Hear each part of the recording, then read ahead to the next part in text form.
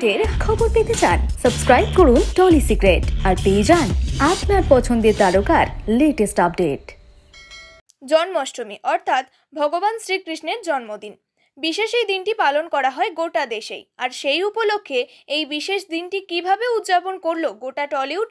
নিজের বাড়িতেই পুজোর আয়োজন করলেন মিমি চক্রবর্তী। নিজের হাতে সাজালেন দেবতাকে, সঙ্গী হলো তার পোষ্য। অপরদিকে বাড়িতেই শ্রীকৃষ্ণের বন্দনা, ভোগে রইল চকলেট। কাঞ্চন শ্রীময়ী ঘরোয়া জন্মাষ্টমীর ছবি শেয়ার করে নিলেন অভিনেত্রী নিজেই। সকলের প্রিয় মিঠাই রানী, চিরকালই তিনি পরিচিত কৃষ্ণ ভক্ত বলে। পাশাপাশি তিনি মেনে চলেন বাবা লোকনাথকেও। জন্মাষ্টমীতে তাই নিজের দুই আরাধ্য দেবতার ছবি শেয়ার করে নিলেন অভিনেত্রী সৌমিত্রিষা কুণ্ডু। শ্রীকৃষ্ণ নয়, বরং জন্মাষ্টমীতে মা কালীর আরাধনা করলেন তরিতা ও সৌরভ।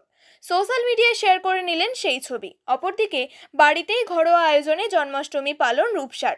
অভিনেত্রী নিজের হাতেই সাজালেন ঠাকুরের আসন। শ্রীকৃষ্ণকে সাক্ষী রেখে এ যেন প্রেম।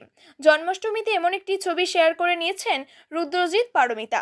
এছাড়াও রুক্মিণী মৈত্র সহ একাধিক অভিনেতা অভিনেত্রীরাও জন্মাষ্টমীর বিশেষ দিনটার শুভেচ্ছাও জানিয়েছেন।